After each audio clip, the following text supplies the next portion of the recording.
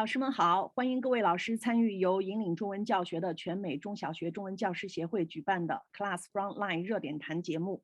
我们诚邀坚守一线的老师们畅所欲言，交流心得，探讨教学热点。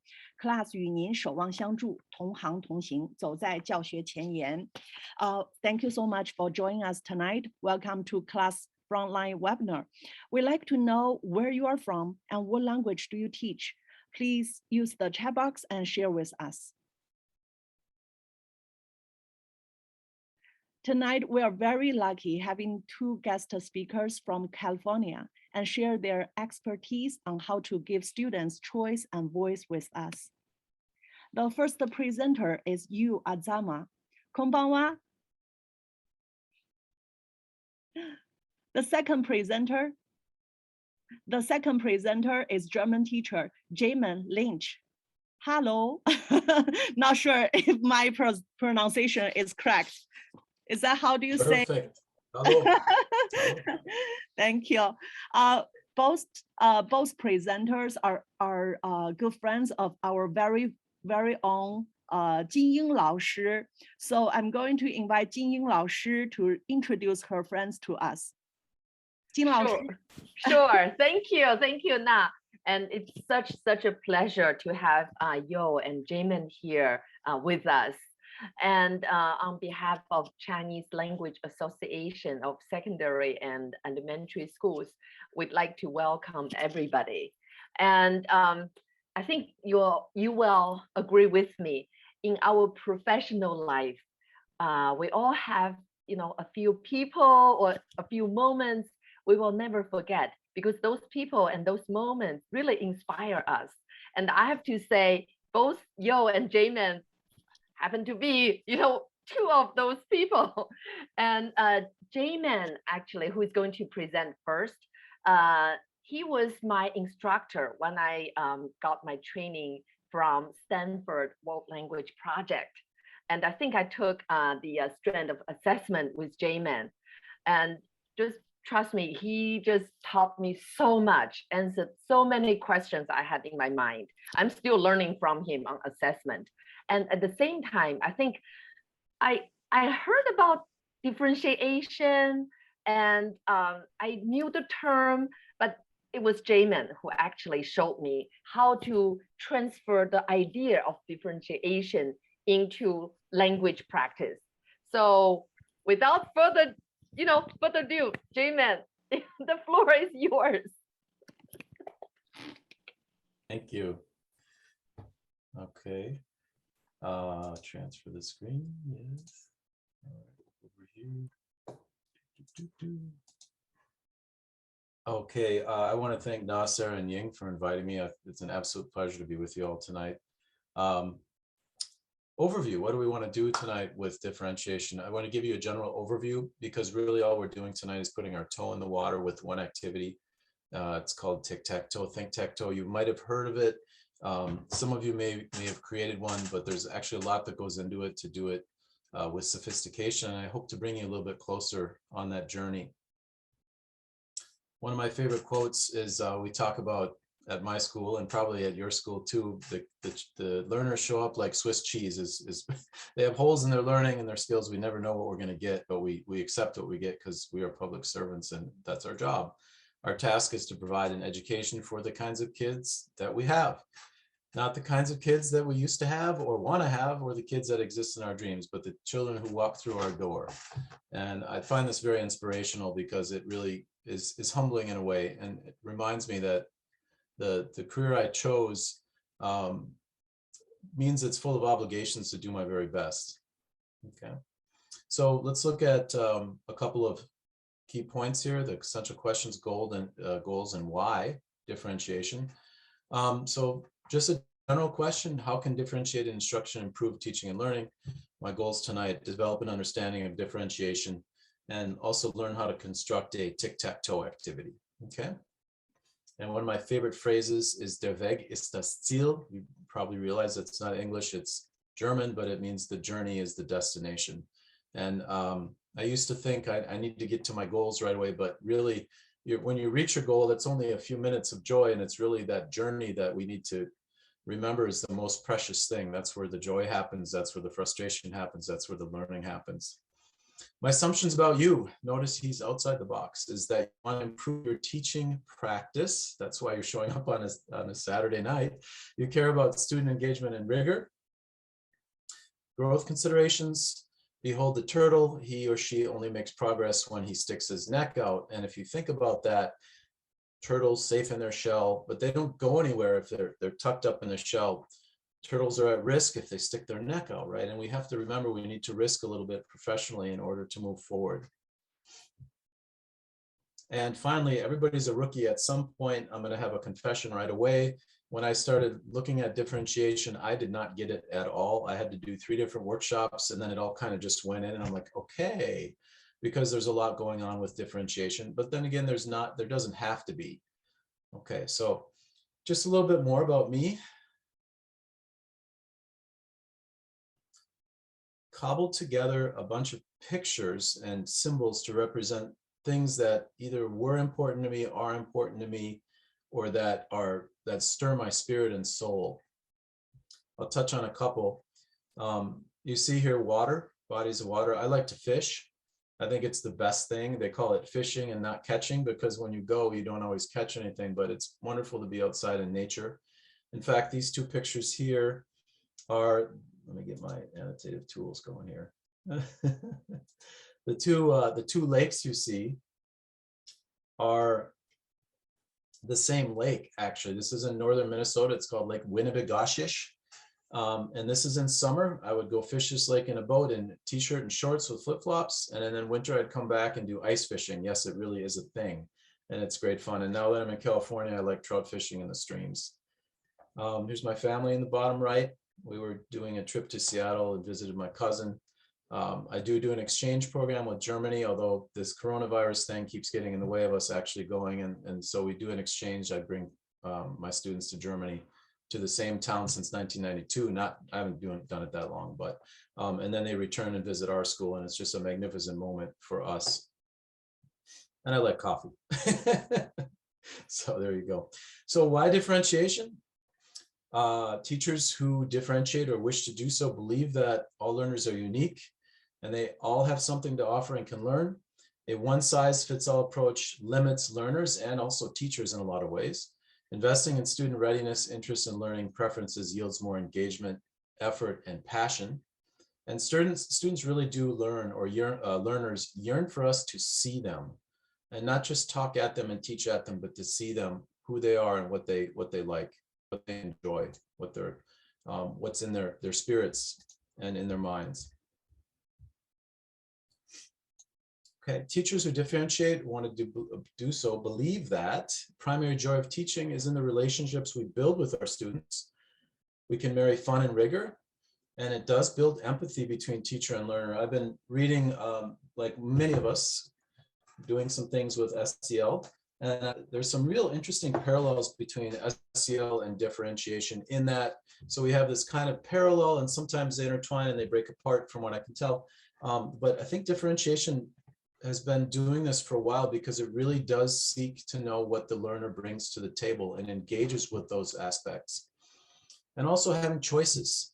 A metaphor is when we go to a restaurant, there's not just one thing on the menu, but over and over in school, we give one assignment and there's only one way to respond. And I would not go to a restaurant, for example, if there was one thing on the menu, unless I really only wanted that one thing, but day after day, one thing. So that for me, the having choice and providing choices gives more energy, more interest, more rich responses. And then we don't also have to grade the same thing over and over.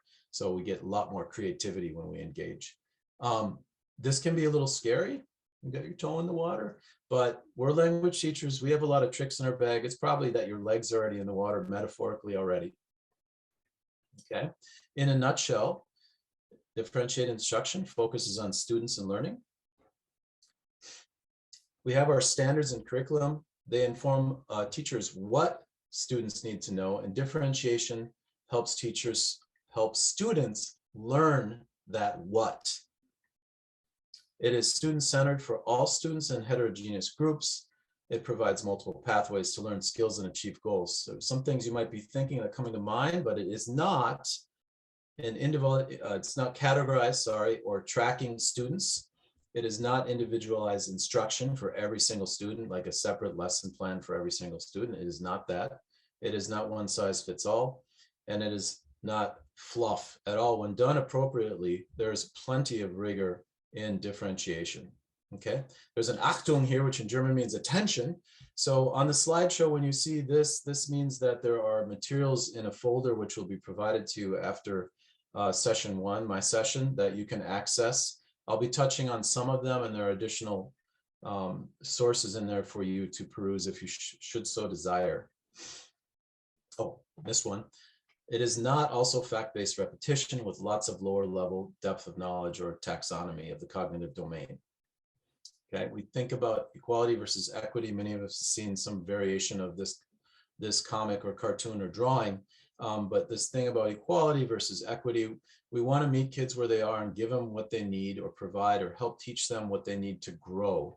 So we have to, instead of making everything equal, we have to give opportunity, we have to give access, and that's really important.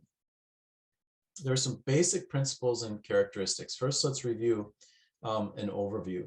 So there are things we can differentiate that we already do in our classrooms. We have the content, we have the process. When I talk about content, we know what that is. The process is the learning process, as kids gain the skills, the practice opportunities, formative. And at the end, we have our product, right? The projects, the summative assessment.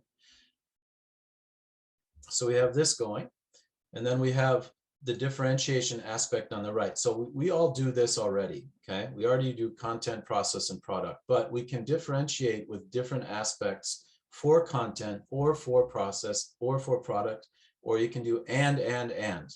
So the 3 main aspects are readiness and interests and learning profile or styles. And we see at the bottom, which is very SEL-like, is we have this always building relationships, whether it's on the left side with what we traditionally do, and also with the differentiated aspects. Flexible grouping, we want to build classroom environment that's positive, that's safe for learning, and with respectable groupings, and respecting the students' abilities to learn. So we have these choices here, and there's a lot going on already. So just to cap it up, or to recap, content is that access, the process is making sense of it, the practice, the formatives, and the product and learning artifacts, that's our evidence that we see at the end, the summatives that tell us to what extent the student has gained the skills or learned. And then we can add to that the differentiated components based on readiness, interests, and learning profile. Okay, we're talking about brain intelligences here. And again, at the bottom in both aspects, we have then this social emotional learning aspect, the getting to know our students, the building those relationships. We're not just throwing stuff at the students, but we really need to know who they are and what they bring to the table, what they struggle with, what they're good at, and so forth. So frankly, we just need to ask quite often, and the students are ready to tell us these things. Okay, so again, let's go a little bit deeper. We can differentiate content. That's what? Those are the big rocks, right?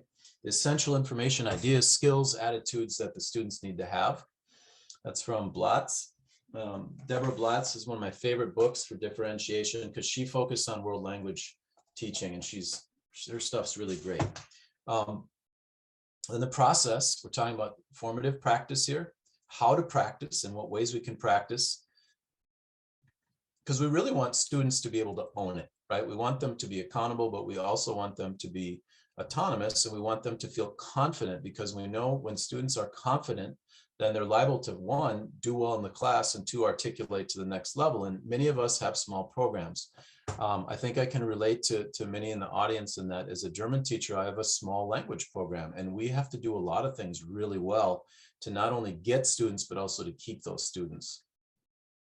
Okay, so differentiating the process. Remember, this is practice now. This is formative, flexible grouping, tic-tac-toe boards, choice of activities, and so forth.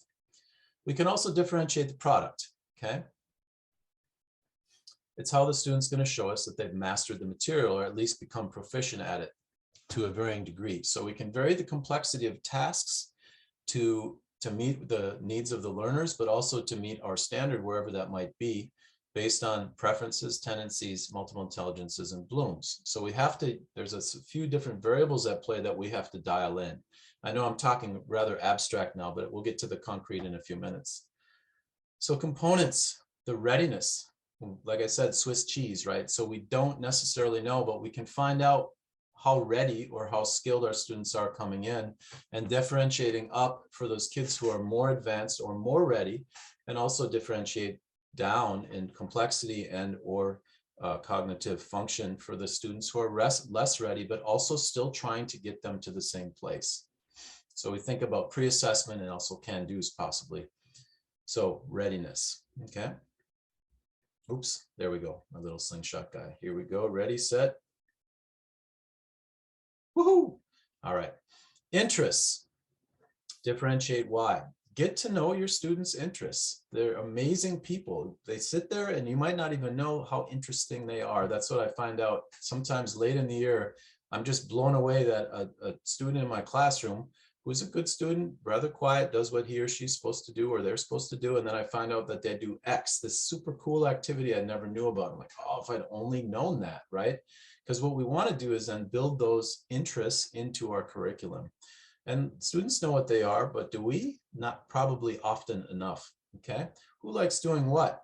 So we need to find information, we need to find content, we need to find things that are of high interest to the students, because if they're interested in it, then more likely they're going to be willing to meet us halfway to do the activity or task and build those skills, okay? Some of us use a cultural capital survey at the beginning of the year. I do that, very, very handy.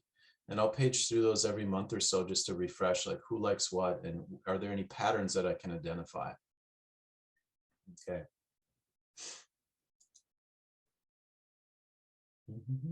Hold on a sec here, just checking something. Okay. All right. All right, so you may have something like a cultural capital survey.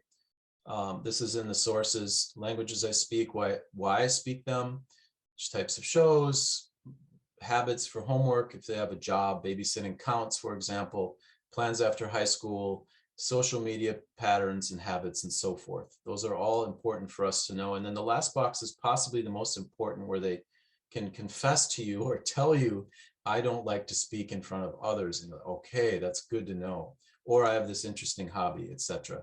Okay, so a personal cultural capital survey. Who are you as a student, as a person, as a human? What do you do?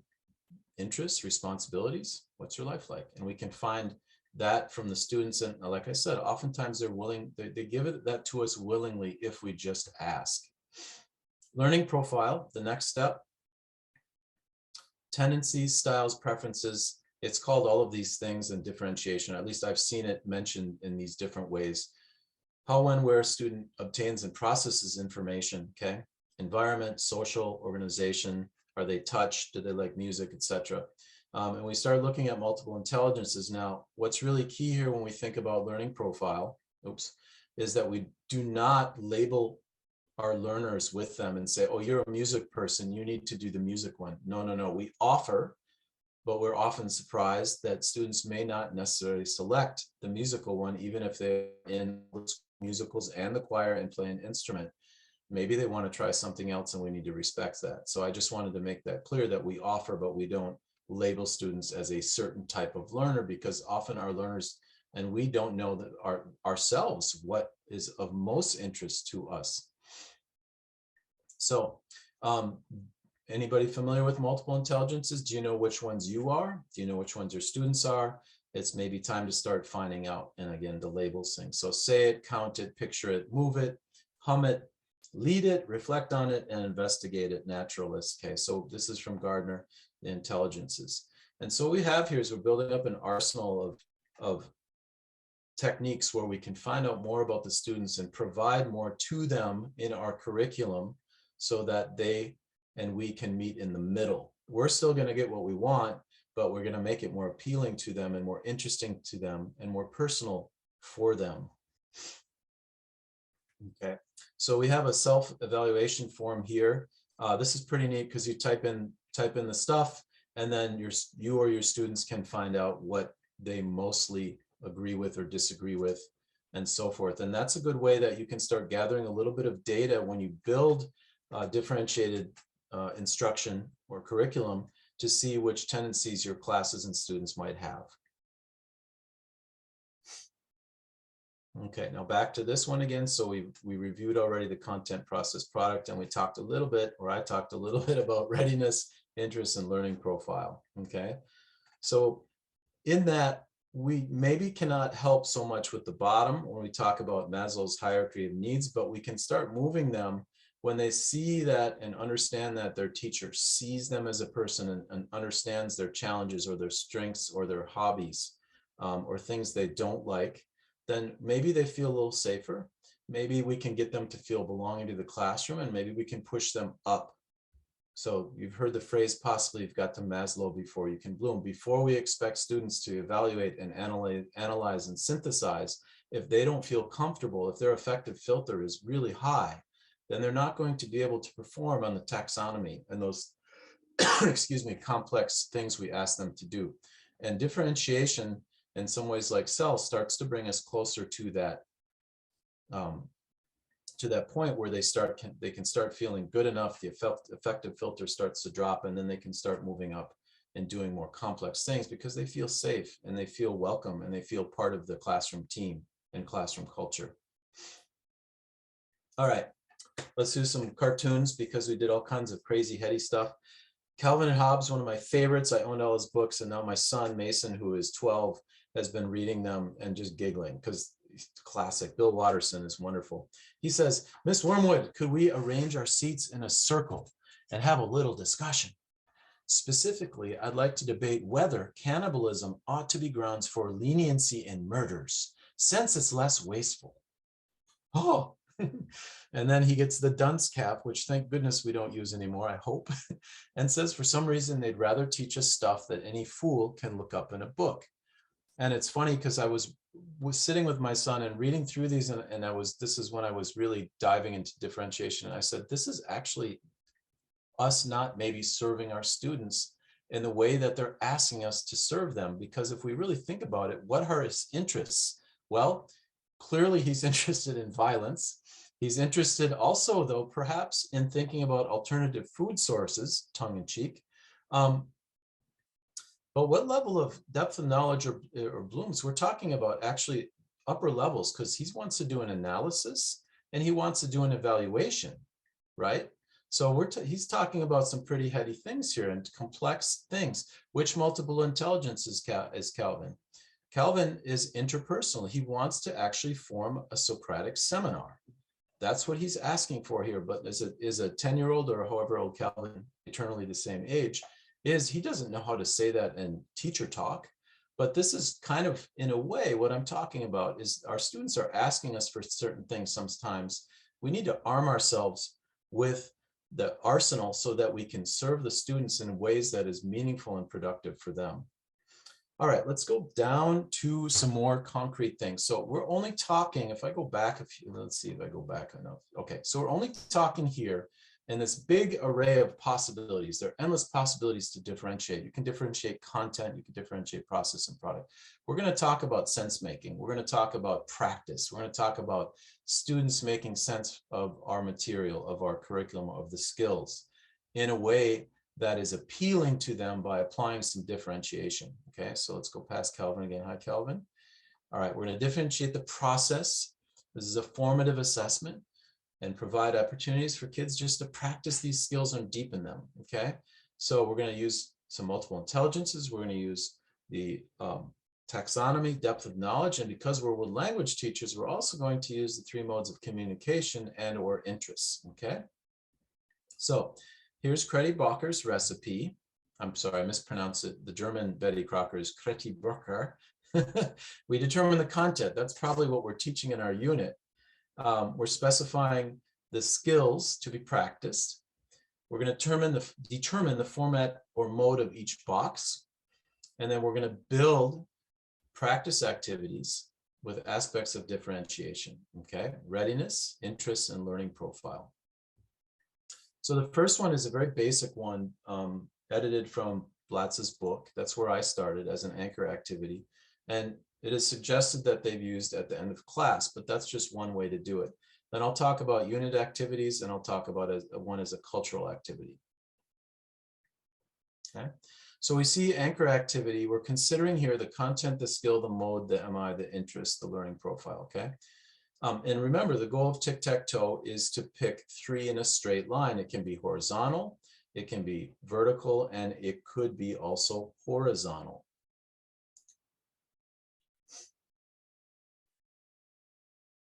Okay, so if we think about this, what is right, okay? Exercises X and Y in the workbook, it's probably interpretive, okay? And it is done by yourself, so it might be intrapersonal. And as far as Bloom's is concerned, and this is the interest here, hard to tell, right? Speak and write, now we have the mode is interpersonal. They survey 5 classmates, but on what? So when I was looking through this initially, I'm like, I think I need to give the students more. I think I need to tell them more about what I expect and what they can do. This is a really nice way to start because it's very simple. But the key here is what we're trying to do, at least in the world language classroom, is push kids out of their comfort zone. And what's amazing is the students will mull this over. They think, how can I do this? Because I really like to make, I would like to make a crossword puzzle, but I don't think I want to do a dialogue. So then they say, I can't go this way. I can't go horizontal across the middle. So what if I go vertical? And so what we're trying to do is push them to use different modes and practice the skills. So it's really fun in that way because they get to pick, which is something we don't usually allow them to do or encourage them to do, but it's within the constraints of a tic-tac-toe activity, okay? So let's go to another one, okay? Oh, I gotta give you tips because I screwed up a lot when I was learning how to do this. I got so excited making my first tic-tac-toe that I ended up making them all into projects. And I had an endless stream of students to my coming to my desk asking me how to do it. And then I realized I actually wanted this to be practice activities. It's not a summative, it is a formative, okay? It's practice. And my discovery was if I stayed in the realm of what they could kind of already do, then usually when they came to my desk, they would say, I want to do this row, but can I do this particular activity a slightly different way? And the best thing when you create a good tic-tac-toe is your answer is nearly always going to be yes. Because what was fascinating to me is rarely did the students want to change it so that it was less work. Usually students had a better idea than I did, and that what they wanted to do would have been more work for them. But it was an interest that they had, a big interest, and they were willing to invest more time in it. So that's something to consider, that if you create your tic-tac-toe properly, that most of the questions at your desk will be questions, can I or may I do X? And hopefully you'll be able to answer, yes, you can. That's a great idea. And there's been times students have asked, and I've actually changed my tic-tac-toe because their idea was so much better. Our students are brilliant. They have great ideas, right? So number 2 is, boo-boo, is to ensure that the activities aren't too complex. So we're, again, back to number 1 in a way, is we don't want to confuse them so that they won't pick, for example, let's go back. So if I make something really confusing in this right category, this one's not very, okay, let's say the speak one, I make it like, you're gonna have 35 lines in your rap and you have to have an AABB rhyme scheme. Then you just probably chased away that student who might have done this really cool activity where the kids sing it or the learner will write, do the activity or write the activity and then wrap it. And then what I do in my case is I have the students then send me a copy, I'll edit it and help them make it really good. And then we'll put it on the screen and then they will perform and we'll sing with them. And that's just so much fun. And the applause when a student does something like that is great. So my point is, don't make it too hard. Don't make it too complex so that they try to avoid it. So there's got to be balance, and that takes time, okay? Create tic-tac-toe activities which utilize aspects of differentiation. Well, sure, right? Readiness, multiple intelligence and interests. Be specific in what you want and be flexible in saying yes. I think I mentioned that. And then one key aspect for us as a teacher is to really listen to what our students are telling us. If they're asking, if more than one student asks if they can do it in a different way, then maybe we need to change the activity Because if 2 kids ask, maybe 6 kids want to do it that same way, but they're just too scared of you to ask. That's happened before too. So we also need to adjust and edit every time and update and improve. And it's really fun. It's time consuming to create a good tic-tac-toe, but it's really enjoyable as well. All right, so I'm going to show you a couple more. This is a German 2 semester 1 tic-tac-toe, and I'll make it nice and large so we can see better. Looks like some of us are already here. Okay. So this is right in the middle. This is given in early October. We've gotten back to school, and now we're thinking about what we want to do, what we want to deepen. So there are a couple grammatical structures here that we want to, thank you for the comments, that we want to maybe deepen. So another thing too is there sometimes a student is struggling. Like this in German, the top left box, for example, is talking about just I have, you have, I am, you are, and so forth. And there are certain students who really have difficulty with basic conjugations. I might try to steer the student who really needs this in this direction. I might bring him or her to my desk or them to my desk and say, hey, I really think that it would be smart of you to do number 1 or the top left box, right? And they would look at me and say, well, and I'd say, I think you know why I'm asking you to do that. And they go, yeah, I really need practice on that. And I said, okay, good. And I say, but you still have 3 different ways to do it. You can go across, you can go diagonal, and you can go down. And I go, okay. So you can help steer students. Telling them they have to is kind of taking away their choice. But if a student understands why, then they're more likely to do it. Okay. So here you write a song text. And the second one, you can use a karaoke and write your own lyrics. And this is an experience with an old love or at a party or festival. And then I get really specific about what I want, right? Or how, but I'm not telling them how to do it. I'm just telling them what to do, right? You need a rhyme scheme. You need this number of lines. Ask me to edit and we'll sing with you, okay? Then we have a Venn diagram with prepositions. German is an amazingly mathematical language. And at the top here, which I neglected to state till now, is for this, I don't put this in for students, but when I build these are the reminders of differentiation and or language teaching. This is a visual spatial. It's knowledge, okay? It's lower level blooms. We have to have lower level blooms, otherwise we can't do upper level blooms. We need to have this. The interpretive mode, and then the interest might be a kid who likes or learn. I keep saying kid, I mean that positively, by the way. A student who likes puzzles or dominoes. Second one is musical, it's synthesis, it's presentational, and it's music is the interest. Logical, mathematical, analysis, presentational, and then some of our students are in so many philanthropic clubs, or they enjoy helping other students. And so this one, there's a real drive there in a lot of our students to be helpful. Okay, pantomime, bodily kinesthetic, comprehension, interpersonal acting.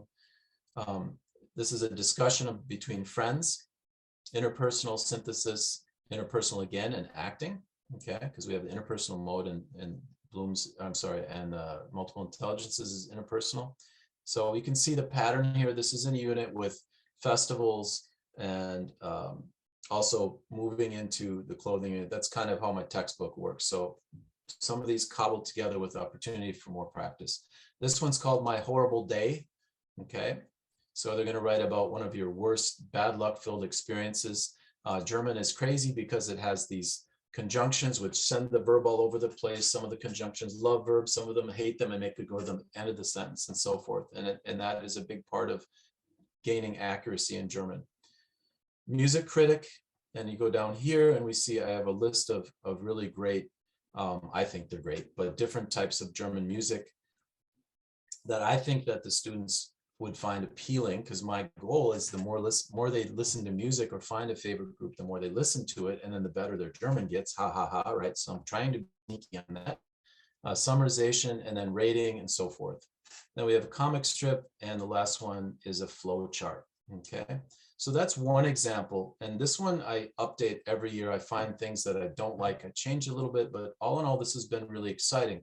What I found about tic-tac-toe is that students who are, let's see, who practice homework avoidance often will do the tic-tac-toe. And I think it has to do with the choice, and I think it has to do with the excitement that they find themselves in and their peers. Okay, so that's one example. I'm just looking at the time. Okay, here's one I use for German for the start of the year. Okay, in German it's called Kreis und Kreuz or Drei Gewinnt. And so the format's a little bit different. It's a little bit more abstract. Watch and listen, TV show, summarize, speak and write, a vocabulary. This one has to do with relationships, heritage, or immigration. I'm trying to keep it wide open for them. But the key here is it's the beginning of the year. They've had all summer. They're rusty. So I really want them to focus on writing questions in a personal way. This one's fun. Each person, so it's a group of two. Each one creates their own crossword puzzle. They print it out and then they set a timer and they switch. And so I have to do your crossword puzzle and you have to do mine. And it's a really fun game. It's very simple. Okay. Write a letter of advice to the 10-year-old you. Find an article in a newspaper on the topic of relationships, families, immigration, or raising children. American sitcom that has been dubbed in German, and then compare. Vocab with a song, rap, or chant. Write an informal letter, and then find and listen to a song in German with the theme relationships at home or living. Okay, and then I give a recommended site. So you can see that because my audience is more senior, that they're probably able to do that more with less help from me. So these, unlike this, if I go back, this one is used as an anchor activity. And that means that sometimes we have time at the end of class and then we find students who are fidgeting or doing things they shouldn't be. Perhaps we give them class time to do work. And some of the students are just really good and really fast. So the way Blatz describes what an anchor activity is they have this in their notebook, they have a copy, and then they just work through them. So I'm thinking week to week or every couple of weeks, you might make a new one. The way I use my tic-tac-toes is as a unit. So mine will be, I give them about a month. And then I make sure that on the first day that I unroll it, that we go through it in detail. So the first day, we spend a good chunk of time looking at the choices. And then about every 3 or 4, maybe 5, every once a week, I give them about 20 to 25 minutes to say, hey, this is important, we're doing this. And because if you just assign it and say it's due in 3 weeks, then you're not going to get very good products back. You're not going to get great stuff. But if you give them time in class to remind them and to rebuild the energy and time for questions. And then what I've also found, I've had students come up to my desk and say, could you set due dates? Because it really helps me. Set a due date for each box. And I'm like, oh, that's a great idea. So then when I put them out now, I'll set a due date for each box and I'll just check to see if they've completed that. And at the end, they turn them in. Okay. So this was one that was recently created by one of the Spanish teachers. She had this really fabulous idea, and this was in my I should say, Stephanie, my assessment strand, because we're working on this tic-tac-toe as an idea for assessment, for formative assessment. And our Spanish teacher, Ilsa, came up with this one. And this is really great. She's saying there's so many Spanish-speaking countries, and how can I help my students or ask my students to reach out? And so to find out more about culture, because this one's really focused on the culture. And you can see video of dancing. So that looks like a lot of fun. I would like to do that, even though I'm a terrible dancer, but still fun, right? Recipe in Spanish for the dish you want, cook it, evidence of yourself cooking it. Meet the Spanish club, go to the Spanish club, meet 2 or more people. What a great idea, especially when we see after we've been locked down, at least in many parts of California, that students are coming back and they're isolated still. And this is a good way to push students then, if they want to pick this row, then the one they dread the most maybe is meeting new people is maybe the one they need to do the most. This is a very clever first try for a tic-tac-toe. So great stuff here. We have a crossword puzzle, an interview, focusing on a tradition. And then this is great. Choose a Latina from this folder and do some research on the person, okay? Lyrics training, which we've heard of maybe. Well, I think it only does mostly the Romance languages, and then choose a show and do this form, okay? So what I've also done is I made a template. It's a Google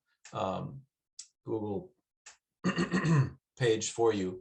And you could just copy this if you want to start building your own. So I give you some tips, possible requirements. And so Achtung teacher, attention teacher, be careful. When you build it, don't be Jamin. Don't make them so complex your students can't do it, because the first time I did it, I made them projects and then I gave them another one and they were like, oh no, not this again. And I'm like, oh no, I wrecked it. And I had to then reconvince them that it was really doable and that I screwed up the last time. And yes, I do tell my students when I screw up, because I'm a human too, and they need to hear that from us as their role models. Vary the taxonomy, depth of knowledge in each box. Make sure you have a blend of learning tendencies or learning profiles. Make sure you have a blend of intelligences. Make sure you have a blend of modes for world language and interpretive, interpersonal, presentational. And that's where it gets fun. It gets hard, but it gets fun for you to sleuth it out, to be the detective and say, what can I put here? Just to go back to this one, there was a lot of cutting and pasting on my part as I built this to say, oh shoot, I have 3 interpretives in a row, and then moving around. And don't forget, this is the most popular box when we play tic-tac-toe. So what is the one that you probably want them to do the most? Would be the middle box, and then the corners next, most likely. Just a tip there. Where we go to? Yes, the template. All right, so tune it so that they can accomplish it without much help. Why without much help? Because it's a practice activity based on the skills that they've been working on in your unit, okay? General extension, it's formative, it's not summative. And then I just put the reminders in here, so when you build your tic-tac-toe, that you can be reminded to include those things. And I think when you start building it, you're going to find out at first it's a little challenging, but it is a whole lot of fun. And then you get these amazing activities turning in, and kids asking questions that they would not ask if you were giving a one-size-fit-all assignment. Okay. As I start to finish here, just some of my favorites. This one is invaluable, the Blatt's book, Differentiated Instruction. This one's good too, but it's for the regular classroom. And then one of the big daddies or big mamas of differentiation, Caroline Tomlinson, speaks really eloquently about it. Yeah, these are awesome. These are awesome books. So there's that. All right, final thoughts from me. Documents, templates, everything is in the folder, which will be released as soon as you go to this QR code. There'll also be a link, I believe, that somebody will throw in the chat. And the folder from the presentation, if you happen to watch it again, as you go through it, you can see the appropriate document or the corresponding document is in the folder, plus a few other goodies for you. And I'm going to wish you a lot of luck. I hope that it looks like a good tease, like this is something you want to roll up your sleeves and start working on, and give it a try. And remember that it's just one of many, many, many, many things. You're going to put your toe in the water, maybe a few toes in the water with this. And I'm really hopeful that you find it to be as rewarding for you as an instructor, as a teacher, and fun for your students as I do. Okay. Questions? Wow, thank you so much, Jamin. Dankeschön. I think you did. And I'm sure, just like you know, myself, we everybody here really just enjoys your presentation. We do have a few questions. One question is in terms of the choice board. Are you using that for a specific unit or the whole semester? This one is for a specific unit. I'm using a textbook from Vista Higher Learning called Mosaic in English. And this would be the first chapter, chapter 1A and 1B. So typically I give one per semester, one tic-tac-toe. So the one in the spring is coming up in the next couple weeks. And I think that for me, that's enough the way I want to do it. Now, I'm not going to speak against the way Blatz did it at all, because she's the expert. Where did it go? Oh, did I close it? Where did I put it? I have so many windows open now. Yeah. Well, the one that I had for her, I just looking at it. No, Deutsch, no. Template, no. Well, wherever it went, if you want to use it as an end of the class anchor activity, absolutely do it that way. I think what we need to say is just like with tic-tac-toe, I can't tell you exactly how you should do it. I think you need to find out what you're comfortable with and what works for you. This way works really well for me. So I like doing it this way. I don't like having really hard deadlines on things. And I also am not a person like in my classroom, we're usually going from the beginning to the end, and there's not a whole lot of time for students to have free time to do whatever they want at the end. So it doesn't work for me, but it may not work for everybody my way, right? Thank you. Yeah.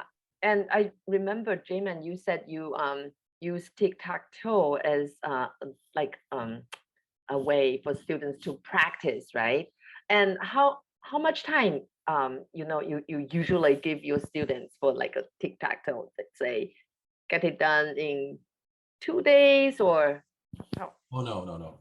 Probably a month, because some of the things in a tic-tac-toe, when I give that to them, let's go to the German 2 one.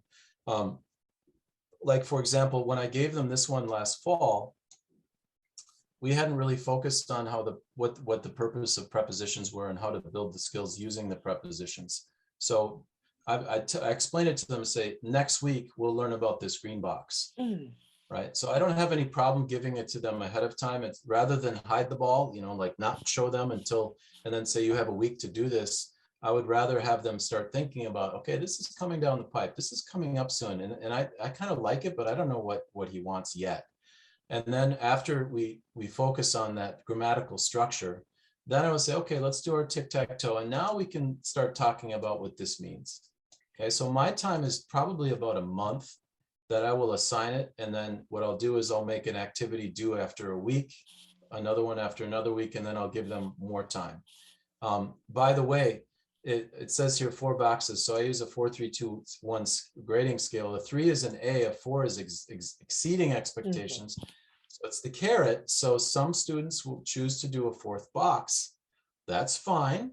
And then they get a really high A instead of just a regular A because they want to do more. Awesome. If you want to do more, great. You're going to learn more German. So I don't have any problem doing it. And they get to pick.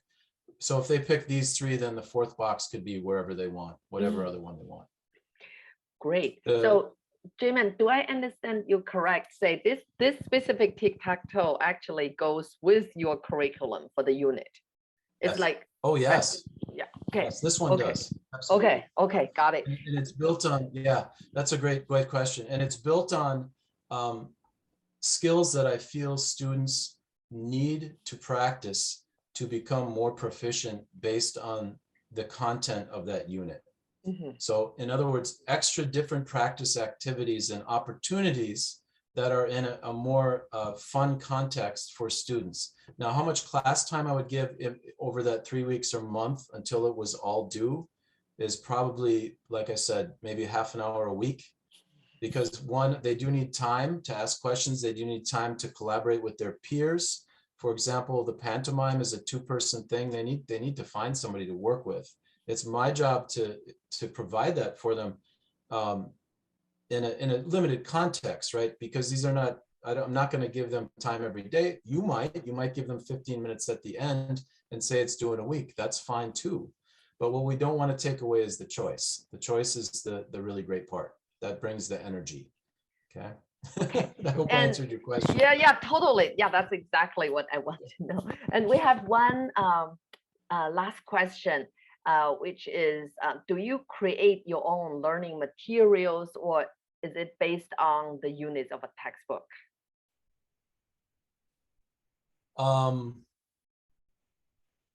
This is pretty much mine. The green box is part of the textbook curriculum. Students do need to know the part of speech. They do need to know, because German is a little crazy. We have this thing called declension, and it changes the endings on the and the adjectives, but it's really challenging to learn because we don't have that structure in English. And also it helps us be specific in our writing.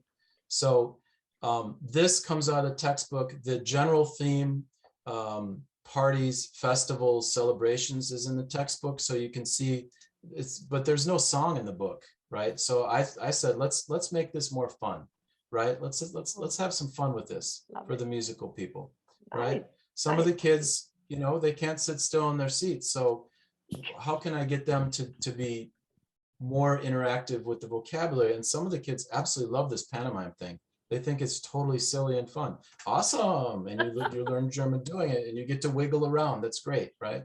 So I hope that answers the question. Oh yeah. And sorry, I have a follow-up question. Just came into my mind.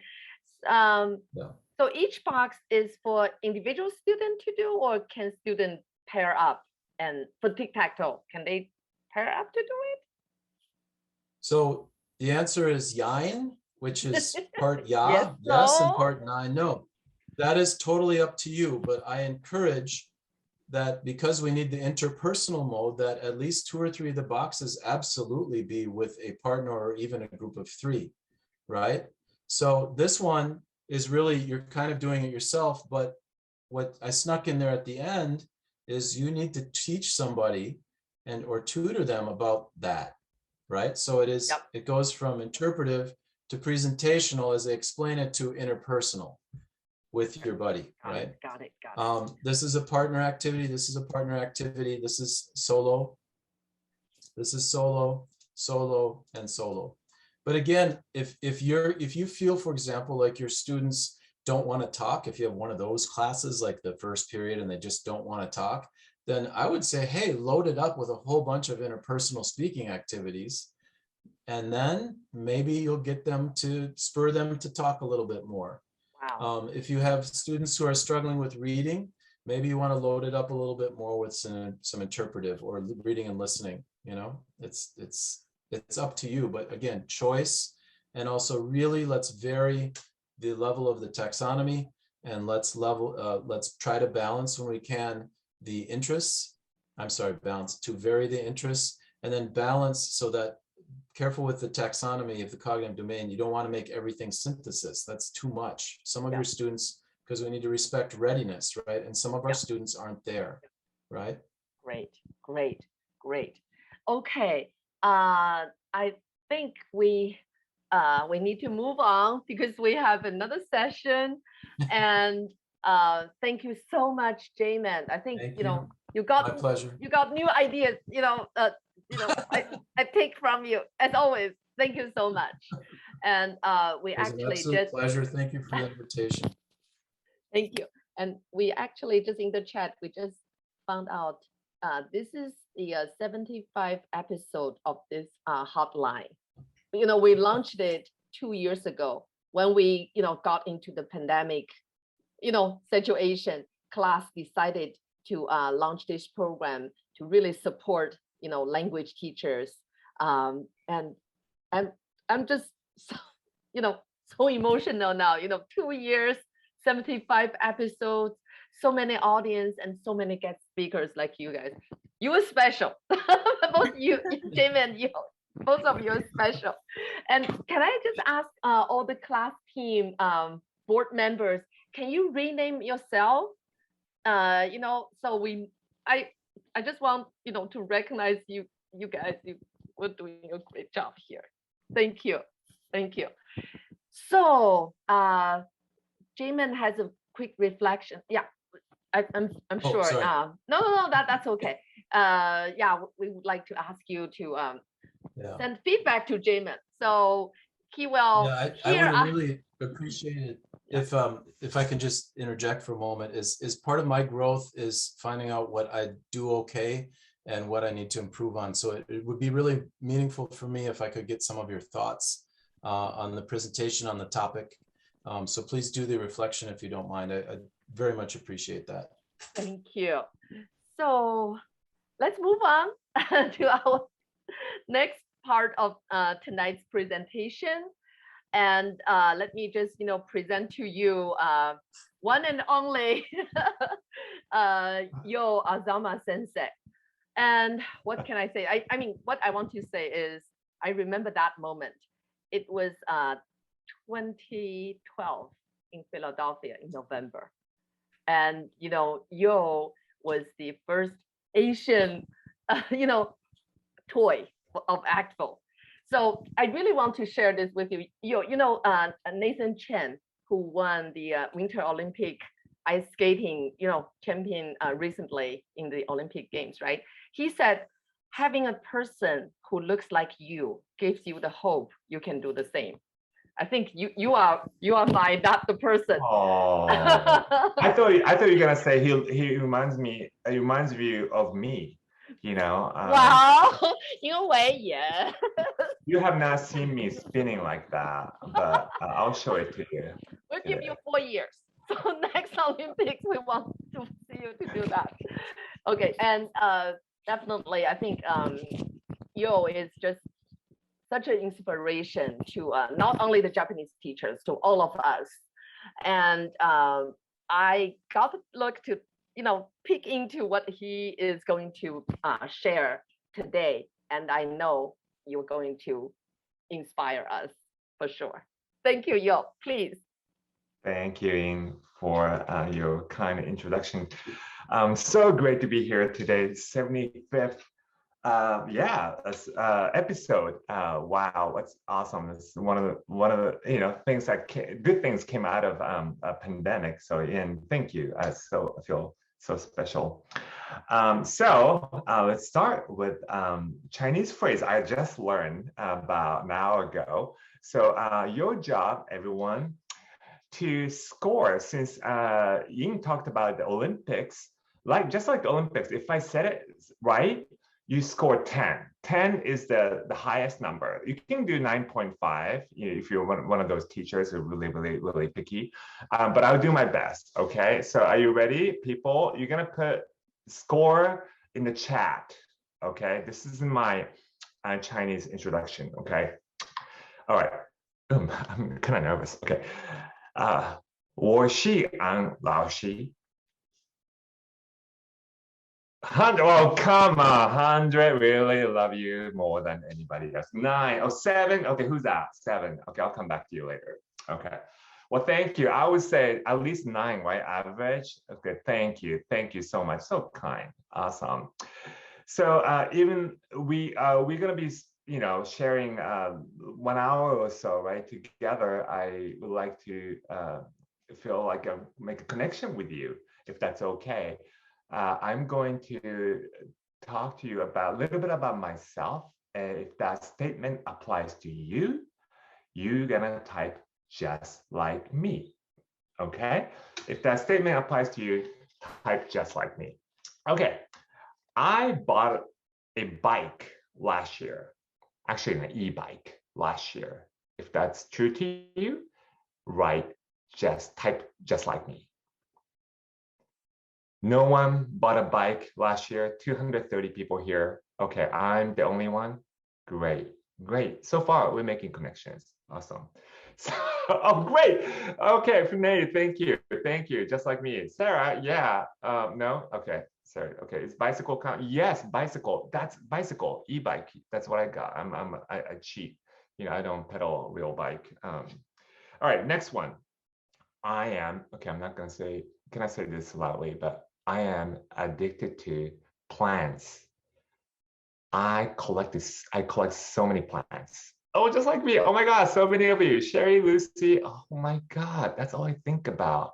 Yes. Oh my God, this a lot of addiction. I think this kind of addiction is okay though. That's what I think. But all right, how about this? I miss traveling overseas. I know, right? Just like me. I feel connected with 230 people. Okay, another secret. I miss a part of remote teaching days. Just a part of remote teaching days. I miss it sometimes. Just like me, okay, check. Yeah, see, I didn't have to travel. I didn't have to drive to school. That was great. Last question. I am interested in learning how to engage our students in learning. Yes, that's why we are here. I'm going to share screen right now. Let's see, how can I do that? Ooh. All right. Awesome. And please show me a thumbs up, virtual or real thumbs up if you can see my screen. Thank you, Ian. Thank you, everyone. Awesome. Awesome. This really helps to know that people are out there, listening to me. And thank you for your interaction. It really, really helps. And I'm going to put the link to the website.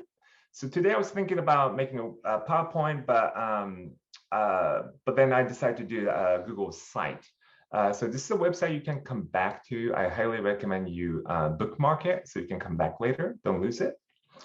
All right. I hope you're able to open the website. But meanwhile, you're going to pay attention to my screen. Okay. Sounds good. All right. So yes, we teach language. Some of you teach Chinese, Japanese, German, French here because we believe that learning a language skills will help students communicate with the rest of the world. But also we believe that help them find their voice. In other words, find them, help them find who they are in the world. So in next hour or so, 45 minutes or so, I'm going to walk you through the journey. I love Jamin said in his presentation at the beginning, he said, journey is the destination itself. I love that. So I am here to share my journey of engaging students in the issues that matter to them. So our voice, our stories. Here we go. Session outcomes here. I am going to ask in. Again, come back in. I'm going to have you read the session outcomes. There's two outcomes, please. Yes. Okay. And I need my glasses. Okay. Okay. So participants will be able to identify the stages of a global competency-based lesson design and gain strategies to promote cognitively and emotionally engaging tasks. Yes. So Jamin talked about the power of tic-tac-toe, having autonomy and choice of the students, and that will result in cognitively and emotionally engaging the tasks. And here I'd like to offer, in addition to that, the topics that matter to them. He talked about the content differentiation and kind of goes with that as well. So what is that, the topic that really matters to our students in our society, our global world? So these are the two outcomes that I have for you today for the next 45 minutes. Bottom here, you see the intention settings. Based on these two outcomes, what would you like to take away from the next 45 minutes? What are you curious about? Global competence and students' voices? Please share your thoughts and your intention for learning by clicking the here. What is that called? This palette, right? Palette. You can share, double click here and anywhere, and then type your intention. What do you want to take away from next 45 minutes? So go ahead, that.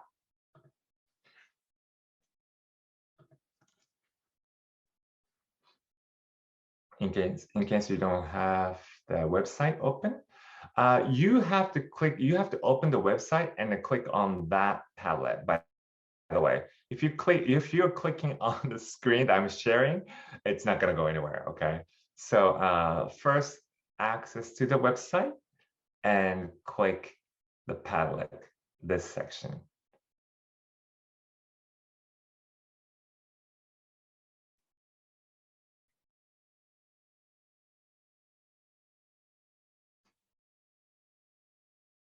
All right. How to facilitate students' global competency and students' engagement. Very good. How about a few more?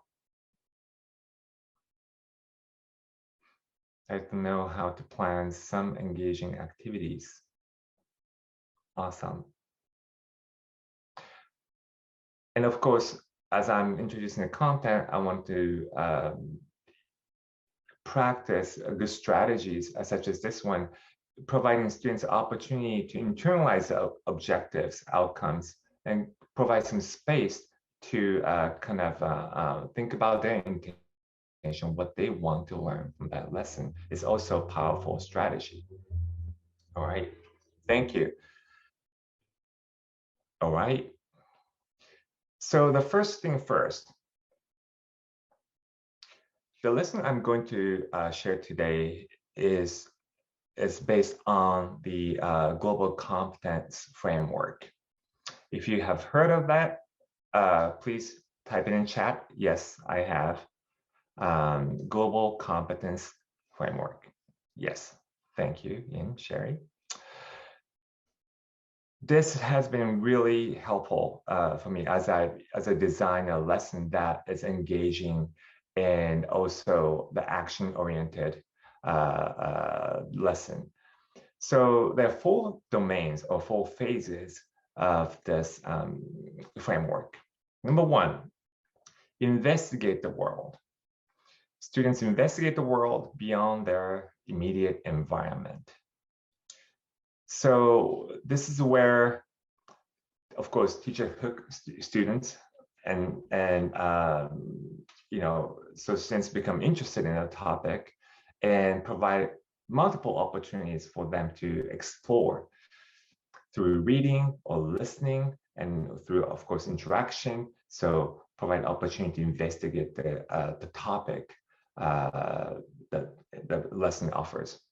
Then with that knowledge, moving on to recognize perspectives. Students recognize their own and others' perspectives. This is where really we have to encourage students and ourselves to suspend our own judgment about the topic. Because many times, you know, on TV in the past few years or so, it's really opinions are abundant everywhere. So suspend our opinion, but sometimes that stops us from listening to others' point of view because our minds are already made up. So that is something that we want to avoid, because if there's no room, if our opinions are made up, concrete, there's no room for learning. So it's really the mindset that we have to cultivate in students where, okay, I hear you, but, you know, really ability to put ourselves in others' shoes and see different perspectives, even you don't agree with that. So recognize perspectives is the really important stage in here, the second stage. So with that, recognize perspectives and learn about different perspectives. And third phase is communicate ideas. Students communicate their ideas effectively with diverse audiences in mind. So this is where they will use Japanese or Chinese or German to communicate, exchange ideas, and synthesize their thinking based on the knowledge they have acquired in the previous phases. Then lastly, very exciting stage, take action. Students translate their ideas into appropriate action to improve conditions of a certain group of people or a system or environment and so forth. So as you can see, this global competence model can be a really powerful framework as we design a lesson.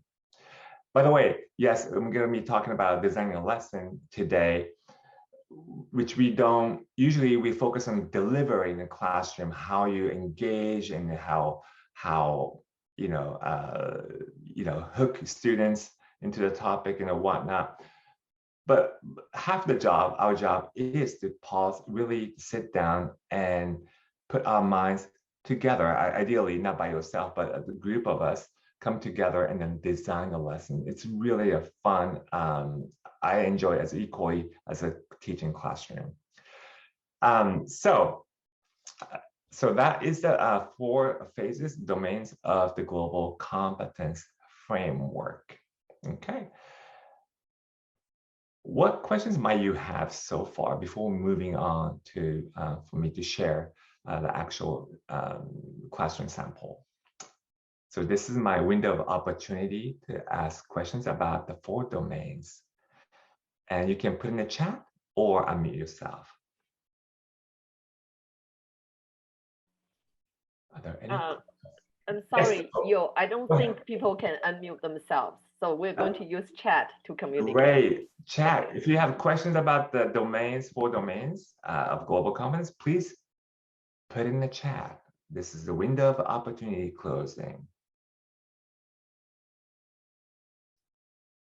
If it's good to go, say we're good to go. Question.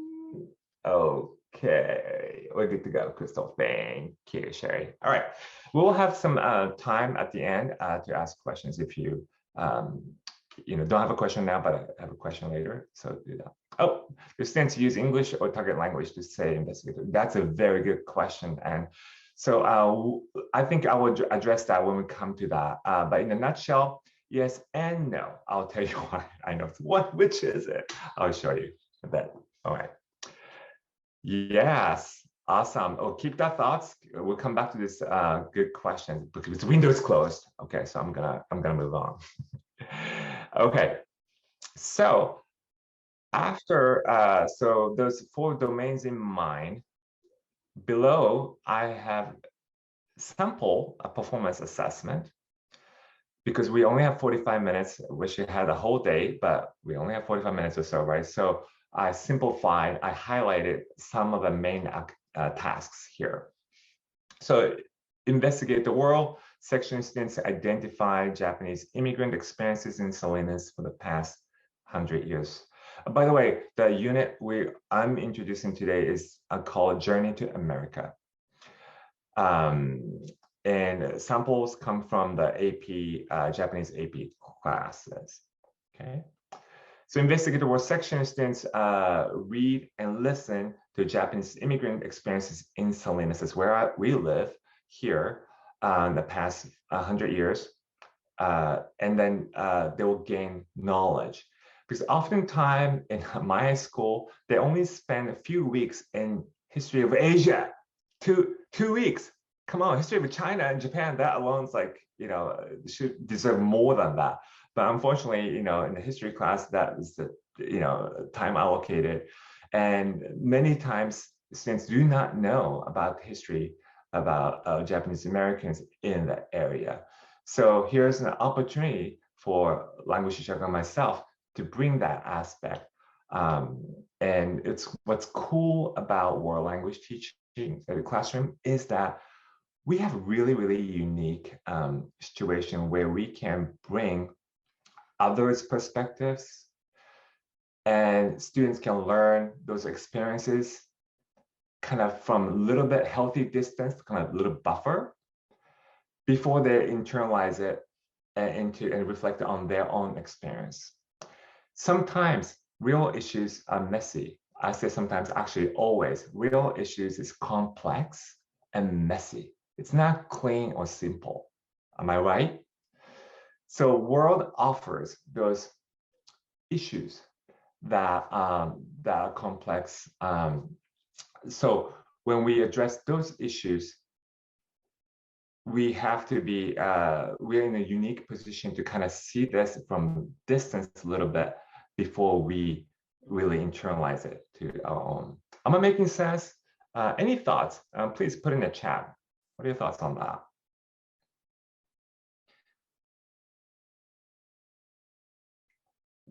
Sometimes, yeah, go ahead.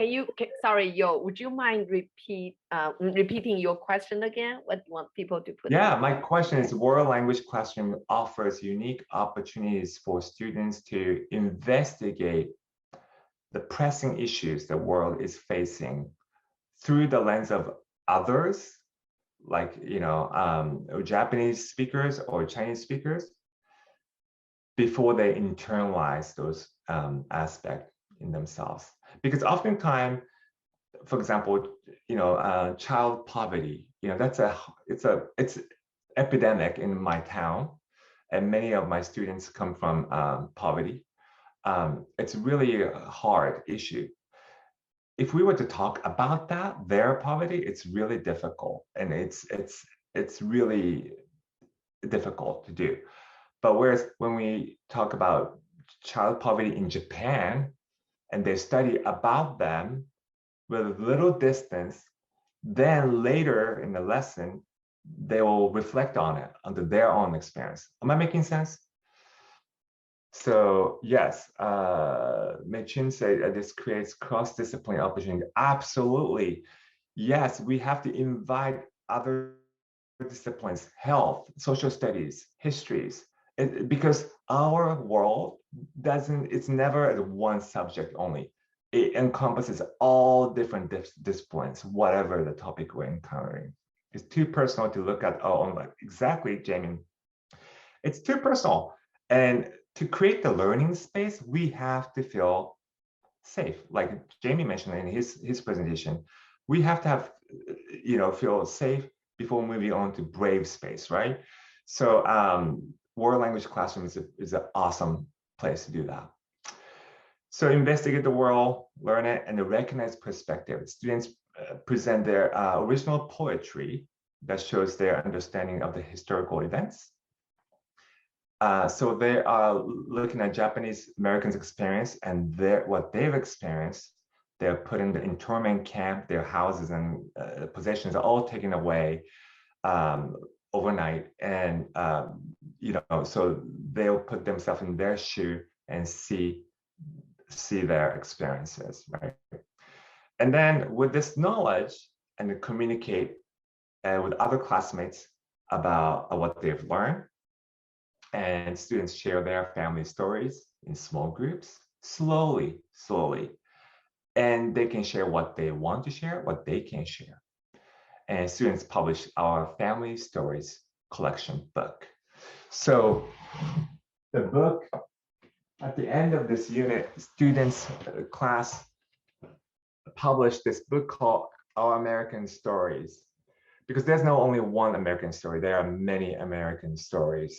And see the faces of the students. And in it,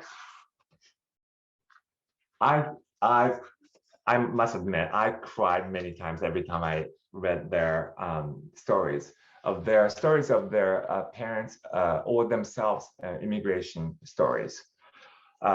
It's powerful. And this is not someone else's story, but it's their own story. So that was the outcome of one of the outcomes of this unit.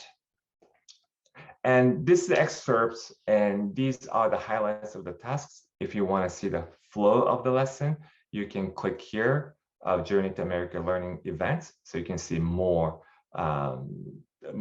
detailed tasks there. Okay. All right.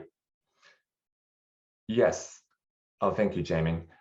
And see the tabs up here for global competence phases, investigate the world, recognize perspectives, and so forth.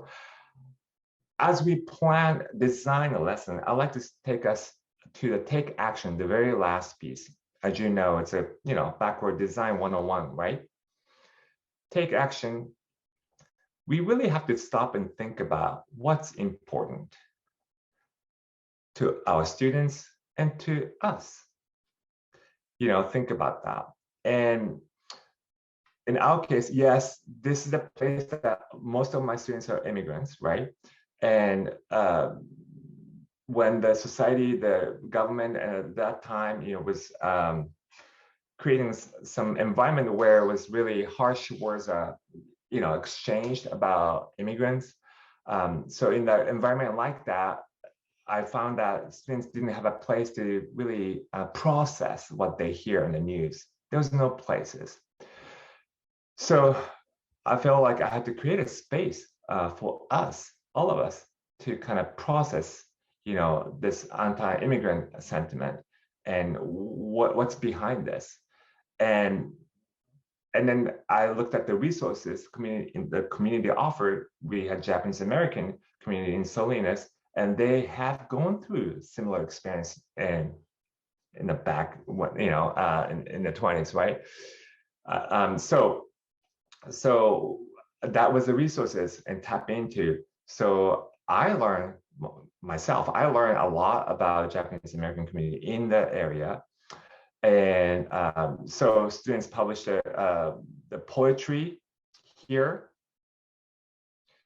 to express sometimes art or music. They do better job than language. I must say, I'm a language teacher, I gotta admit.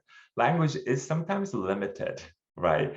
So students wrote haiku, poetry to express their sympathy towards Japanese Americans' experiences. And they compiled this poetry and presented it at the Japanese American Museum in LA. So that was meaningful to them. We invited a guest speaker from local chapter of JACL. The Japanese American gentleman who has experienced Japanese internment camp, we invited him and we asked him questions in Japanese, and we recorded that conversation together. And lastly, this is the book that I was talking about. They were so proud, and when this book was done, it was about graduation time.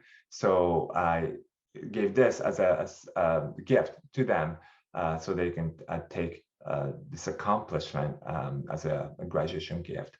By the way, it's available on Amazon. It's only $12. So if you're interested, I don't make any money off of this, but anyway, so those are the actions that we started thinking about.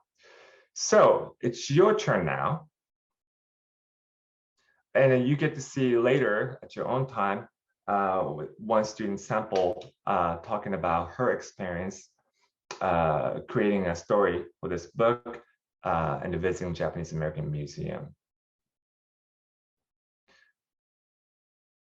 Right, okay. So community share, and here, now you saw different examples of taking actions. What are some ideas for taking actions for your situation? What comes to your mind? What kind of action can your students take to make a difference in the world using Chinese, German, or Japanese? So please share your ideas in the Padlet here.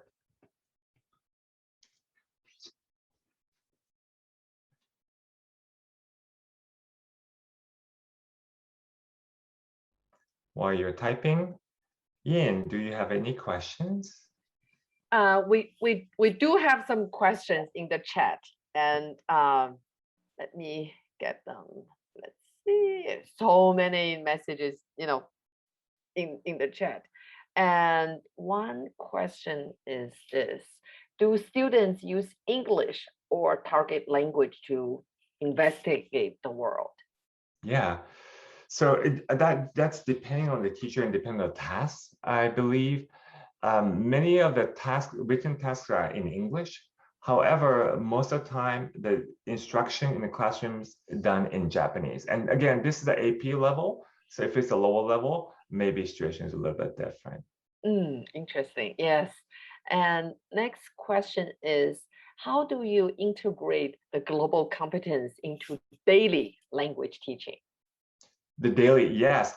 You know, I must say, the global competence framework really helped us during the pandemic time, because that gave us a structure. It's a simple structure, and I didn't prepare to share weekly lesson plan, lesson format, and for this presentation, but that's what we did.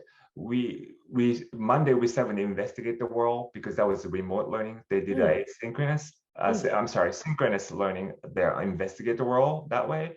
And Tuesday and Wednesday, they did different perspectives section and to communicate the world. And the last Friday, you know, when I say weekly, of course, we plan for the week, but then of course it turned out to be like 10 days or whatever. It was spread out. But that framework has helped us tremendously when we did the remote learning. Absolutely. absolutely, yes. Uh, And one more question here, which is, do teachers need to cover all of the 4 domains, or anyone is more important than others? That's, yeah, a good question. I would recommend, once you try, you know it, you feel it, the flow is so good that, you know, feels right. Investigate the world, because it's a mindset. You know, we're used to, you know, thinking at the beginning, input, right? Input has a connotation that teacher give it, you know, one way, inputting to something. But now the language is different. Investigate the world really allows us to step aside, create some distance a little bit, so we don't have to be the show. I mean, of course, you can have that moment. It's kind of fun, like I'm doing right now. But really investigate the world, the language really helps us kind of step off a little bit. You know, so it's mind shift. Yes. So to answer your question, so I would follow that flow. Yes, I agree. And also, I think if we really take a look at the 4 domains from a different perspective, I see investigate the world can be related to interpretive mode.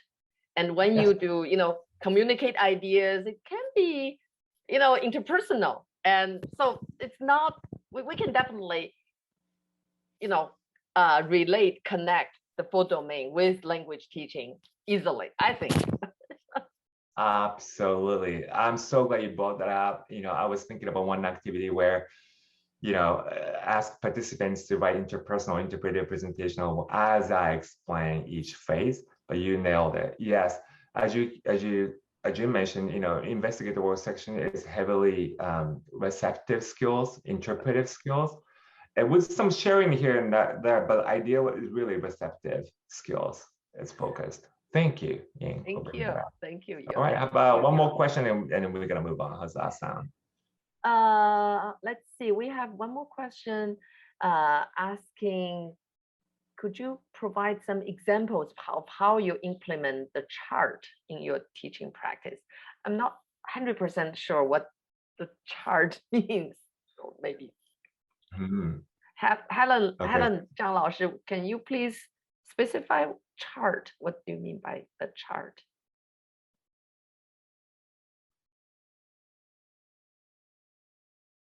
Four domains? Yeah.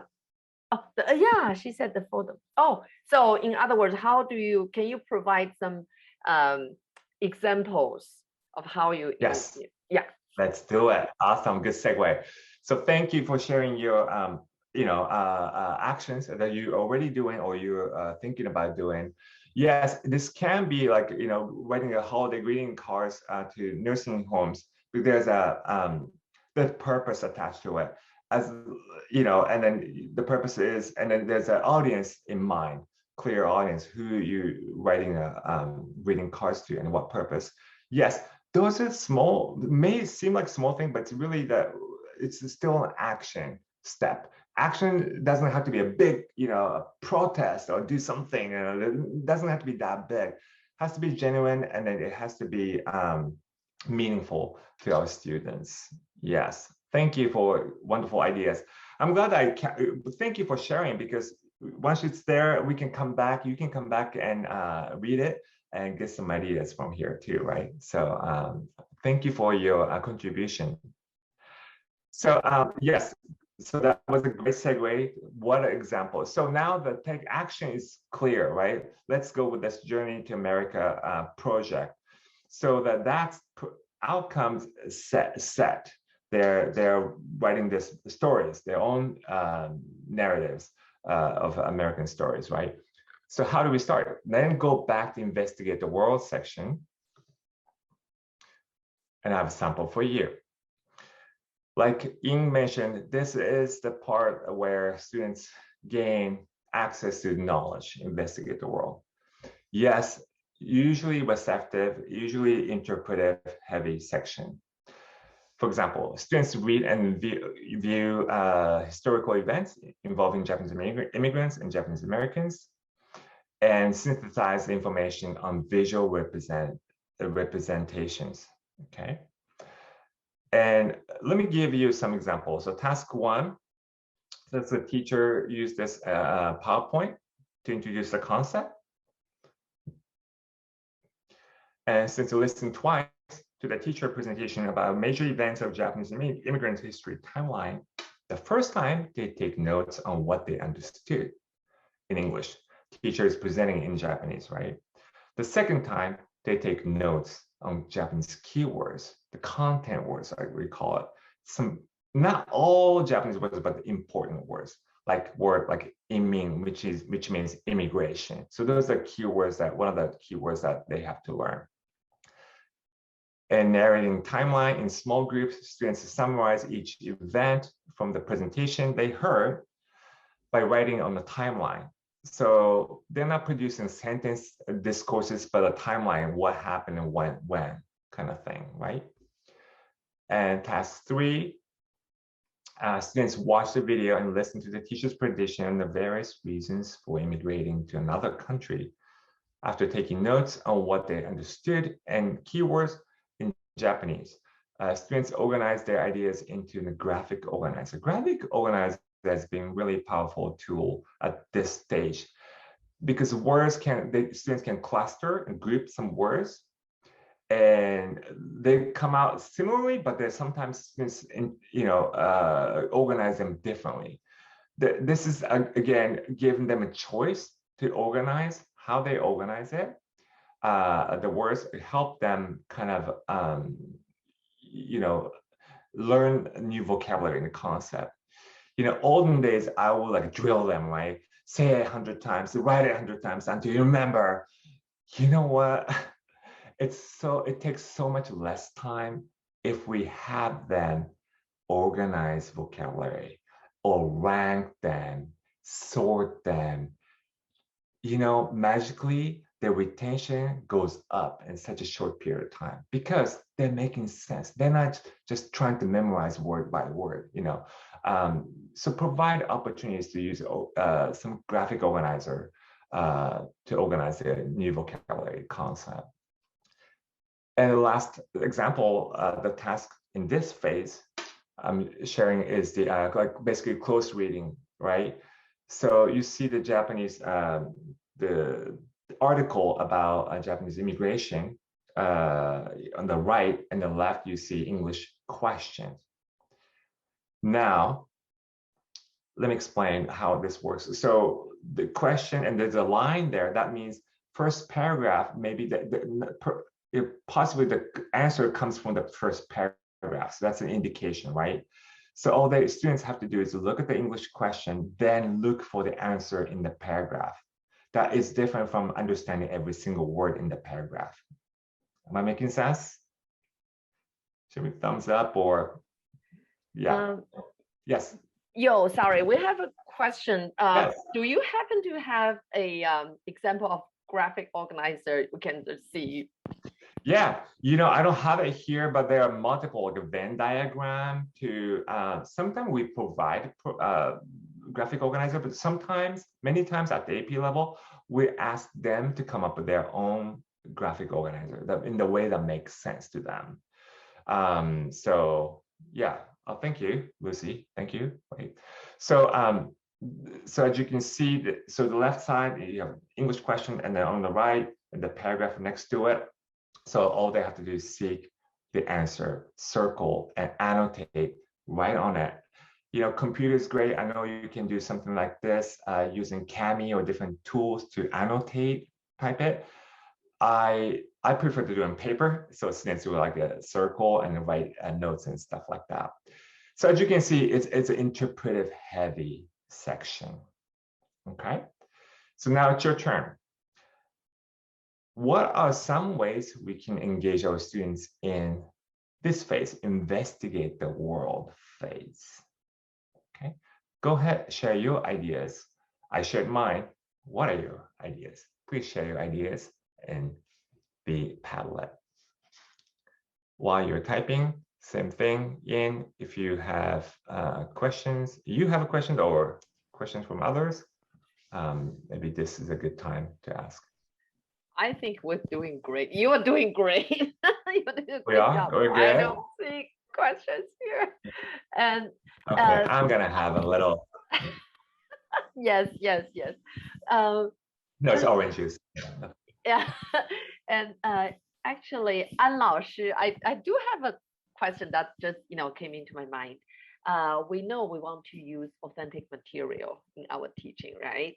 And my question is, languages like Chinese or Japanese, we don't have as many syntax as other European languages, right? So how do you handle authentic material? Because I have heard some colleagues talking about making a little change on the authentic material, make it accessible to the students. How do you? Yeah, here's my dirty secret. So it'd be great. It's great if you can use authentic material as it is without any alteration, yeah, changing, modifying it. That's awesome. But sometimes that's not the case. It's either too lengthy or too difficult. So I have modified it, not to the point that's so too easy, but without losing the essence. But more importantly, though, we have to think about what are the questions we're asking. So that's more important. If the questions is carefully crafted, and we may not have to do modification that much, if that makes sense. Yeah. And also another tool is that really show the thinking, as a maybe first question, you would do that as a bring them into your head, thinking head. So you think aloud. Oh, this line is this. So maybe this way, wait a minute, this is this. So you really do the monologue. Don't do it in the supermarket. People think you're crazy. So, you just think out loud, invite them to your head. So taking steps like that, you can manage authentic materials. But I gotta admit, yes, I have modified some of the authentic materials, in the past to meet students' needs. Yes. Same here. Sorry. Thank you. Yes. Yeah. Thank you. Yeah, thank you. Thank you, everyone. Yes, Jamin, edit the task, not the text. Yes. And besides, editing the text requires a lot of time, right? So editing the task makes more sense. And thank you, everyone, for sharing your ideas for this section, Investigate the World. Create a resource folder, and students can choose the one they are interested in. That's great. And going back to the choice, right? Students watch YouTube videos, a little red book, short videos made by Chinese natives. Yes, watch video. Technology is out there, and we want to take advantage of that, right? So thank you. And through reading or listening activities, yes, expose them to a certain topic and challenge. And then, of course, in this section, it doesn't mean that they're not communicating. They can share their answers. After they're writing their answers, they can share that with their partners. So, that is also a small step that I have to kind of mention. So this phrase doesn't mean that, students are quietly interpreting. No, they're interpreting with a small group, by themselves, and so forth. Okay, awesome. Let's go. Oh, thank you. Oh, thank you, Sabrina. Thank you, Ellen. So after Investigate the World, looked at, read, and listened to the articles and news and whatnot. Moving on to recognize perspectives. So this section, I love this chart because, like here in the middle sections, keep on open mind, identify personal perspectives and influences. Examine the perspectives and influences of others. Those 6 bullet points here really inform you when you are creating tasks for this stage. Really helps you. They help you think about the types of tasks that you're creating. So here in some examples, recognize perspectives. Students identify Japanese immigrant experiences in Salinas over the past century through reading and viewing various articles, infographics. So kind of extension to the previous one, right? They read, but the question are more focusing on the feelings and how you identify it, and really putting them in the other's shoes, Japanese American shoes.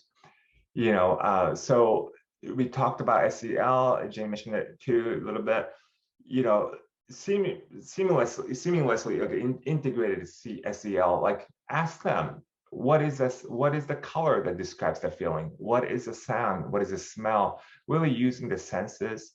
And another great opportunity to teach feeling words. Like level 1, maybe they'll know angry, but level 2 and 3 and going up, maybe nuanced language.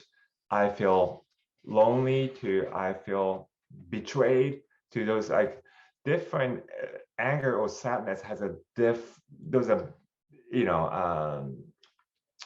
foundational emotional words, but like there are nuanced language that we can teach. So this is a great opportunity to do that in this section, recognize perspectives. And again, sorting different perspectives. Students identify and sort various reasons and motivations for families of different backgrounds for immigrating to a new country. Next, students compare those families' perspectives and values influenced by the context of their times with their own values. One thing I remember students said, things haven't changed that much yet since that time. Japanese Americans were put into internment camp, and now, still anti-immigrant sentiment is there,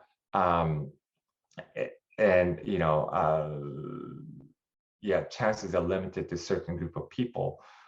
So sorting the different perspective, they were able to make a connection to the topic. And walking in the other's shoe, this is where students storyboard scenes depicting immigration experience, write script for them. So they looked at those pictures and they created a story and narration that inspired by those pictures. So that really forced them or allowed them to put them in the person's experience where, at the internment camp. So the use of pictures is powerful as well.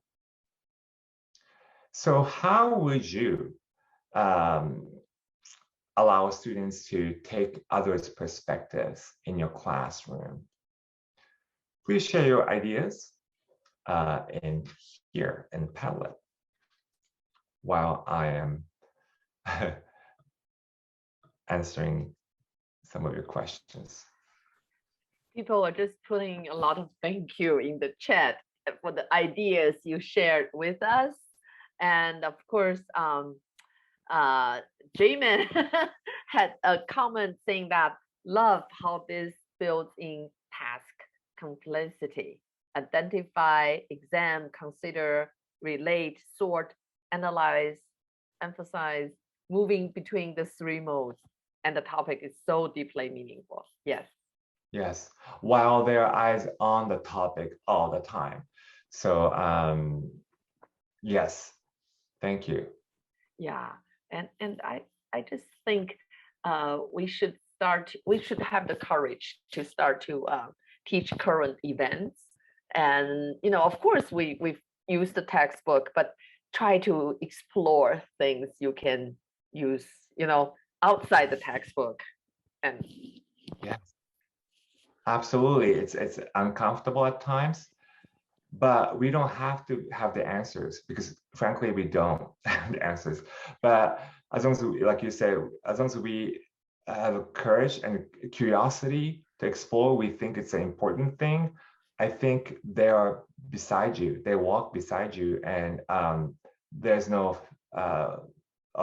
way of failing, because again, the journey is the destination, right, Jamin? So if that's the case, let's have a journey, go through a journey together. So there is no way of failing doing so. Yeah. Thank you. Create some opportunities for students to communicate and exchange ideas with native speakers, such as of the sister school. I'm guessing that's what that means. Yeah. Yes, definitely. And yes, thank you. So now we started with the investigate the world, where we interact with the text and audio and gain some knowledge. And recognize perspective stage, we were able to put ourselves in others' shoes more intimately. And the next, communicate ideas. This is the last section, right? So we have a few more minutes. Okay, great. With this knowledge and experience, you communicate your ideas with others. For example, the bottom here, discuss with a partner about the struggles that Japanese immigrants and Japanese Americans faced before, during, and after World War II. And we have a dialogue, ABA dialogues, so where you can, students can use this formula to exchange their ideas and their opinions about it. And really, when we as a language teacher, we focus on speaking so much. Speak, exchange, speak. But it's really listening. I want to highlight listening is also communication skills. How to listen well. We have to teach students how to listen. Listen to someone without judgment, without thinking about what to say next. So really attend to what other person is saying, feel it, and how culturally appropriately listen, like a nod, some phrases we can use, right?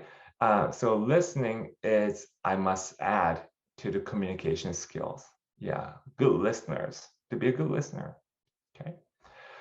And here, personalizing stories, students exchange dialogues about aspects of this family story that resonate with them. So they read stories of families' experience and they share what resonate with you, what part of the story that you can relate to, and so forth. Yeah, Jerry, I remember a book that I read before called When the Empires Were Divine. Yeah, maybe useful to show students about Japanese, migration during the World War II. Absolutely, thank you. I don't know that book. There's another awesome tool, StoryCorps. Friday, it usually comes on in California. I'm crying in my parking lot at 7:30. That usually comes on StoryCorps. If you heard, have you heard StoryCorps? Who listens to StoryCorps? Please put that in chat. NPR, yeah, Sarah. It's a short, a few minutes, 2 to 3 minute story that I cry all the time. So I learned that from StoryCorps that good questions matter. So we really have to help students generate good questions that are not just factual, but it's really, to yield good answers from the interviewee. So we prepared questions because oftentimes we practice answering in Chinese or Japanese or German, but it's really, we don't practice questioning, or crafting good questions. So I will encourage you to take a moment and think about, how can we help students come up with the good questions, and what makes a good question a good questions? So that's another episode, right? I can save that.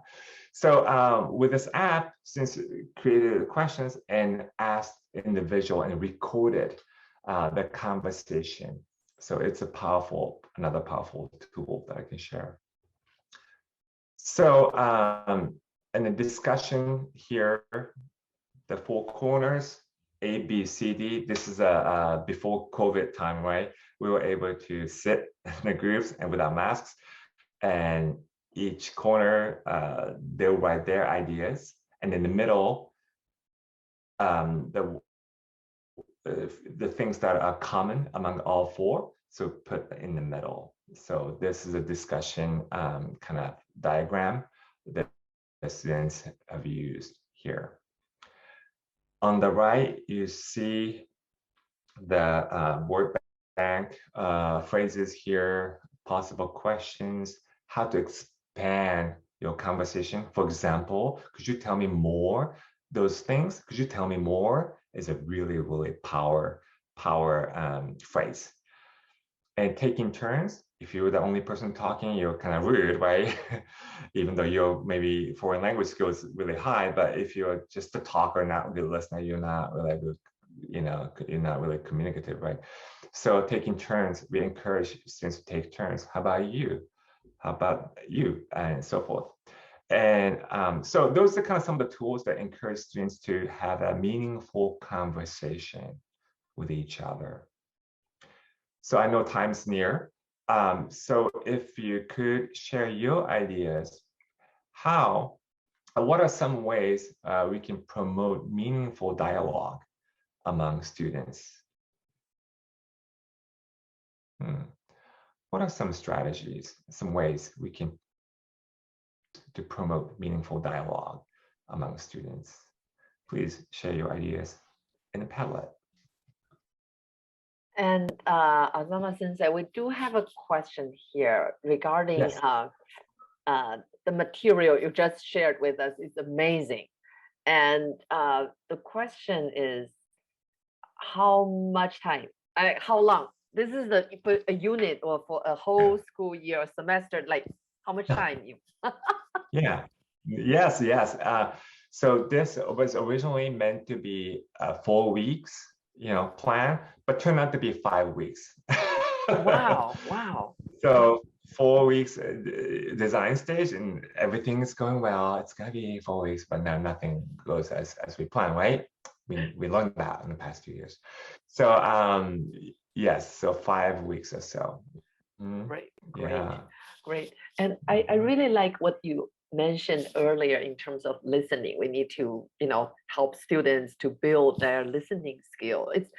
It's not just simply understand the word. And I mean, I think we should help them to understand the meaning, maybe behind the words, And I just feel after the pandemic, students are just so good in communicating on phones, on devices, but this face-to-face, right, interpersonal communication, it actually requires a lot, like listening, understanding. Yeah. Absolutely. I was at the restaurant with my partner the other day, and an older woman came to us and thanked us. And you know what she thanked us for? She thanked, thank you guys, so nice to see two people conversing over dinner. And we looked around, everyone at the restaurant was on the phone. Like, it was funny, like, oh, of course I do that too sometimes, but that night, we happened to be having a conversation. So older woman, she was impressed. So yes, it's true. And I love person said slow down, right? Where they see that. So yeah, so fast paced. Next. It's like, who says the smartest things fast now? And tweet. I said. It's really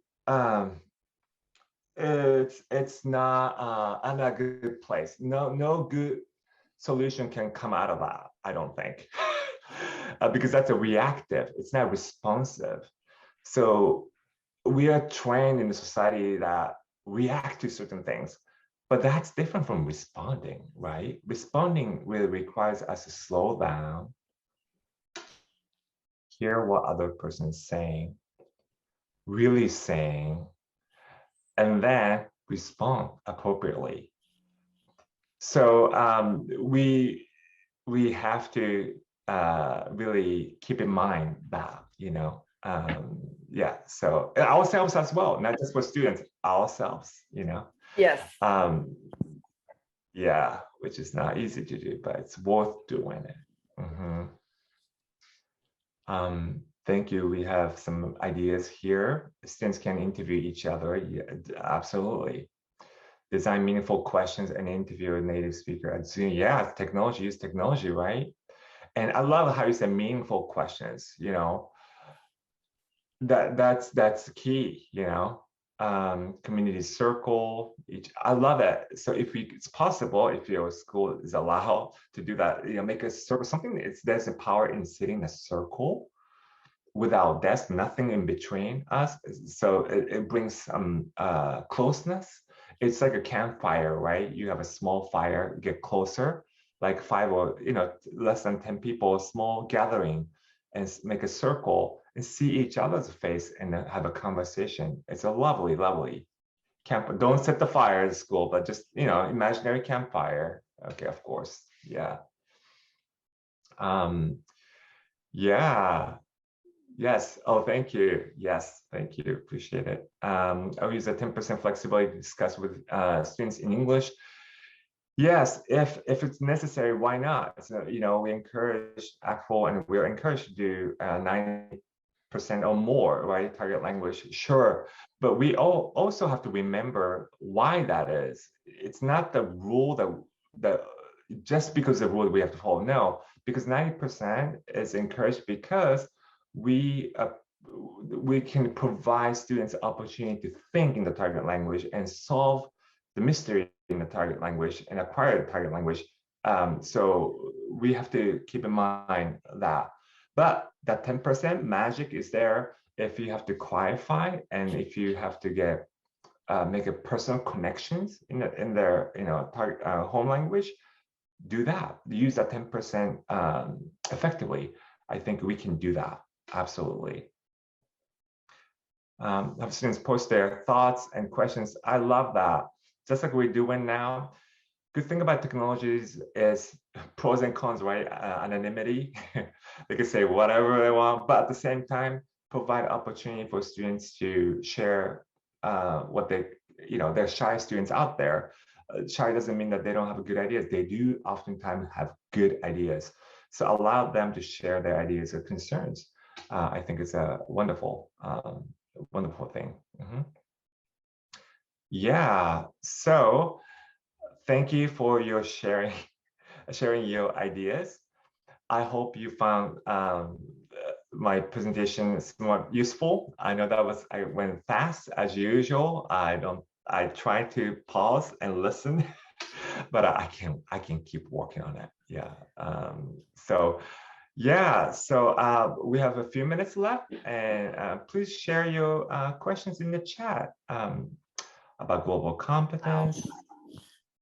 Yeah. Thank you so much, Yo. You know, people really showing their appreciation to you and to Jamin of sharing your thoughts, and you know, give us so many tools. I just feel like we have so much, you know, to learn, to digest, and put those tools, you know, in our toolbox, and hopefully we can use them next Monday.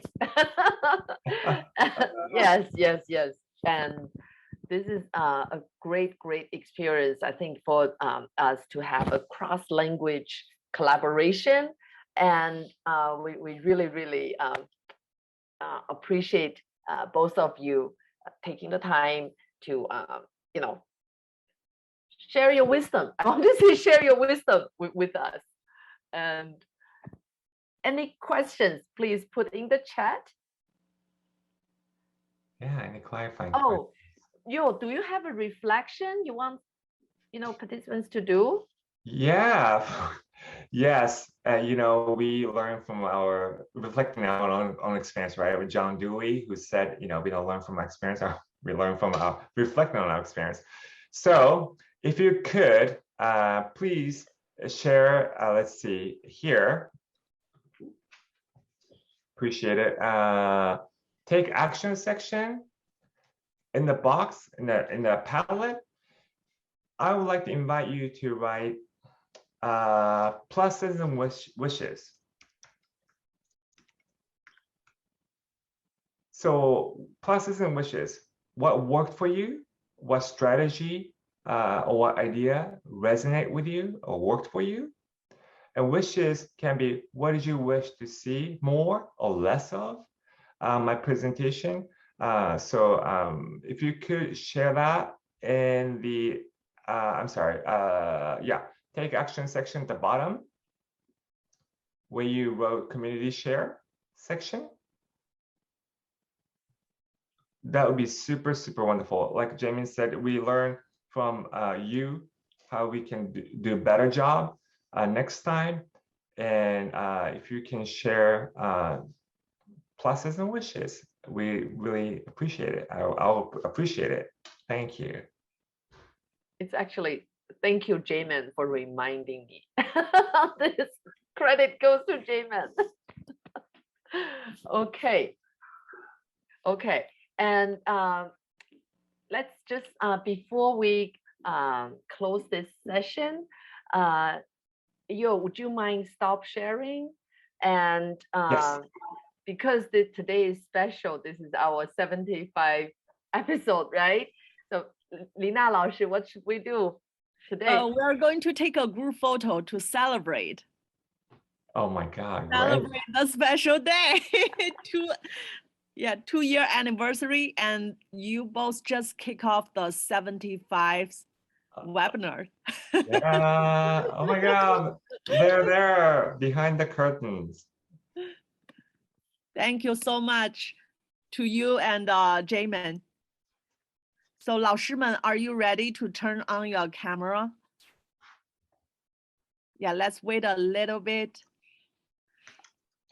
Sarah 老师, are you taking a screenshot? Okay, thank you. Thank you. You just let me know when. Okay, maybe let's wait 10 more seconds, okay? I see the second page, 老师们 is turning on the video now. Okay.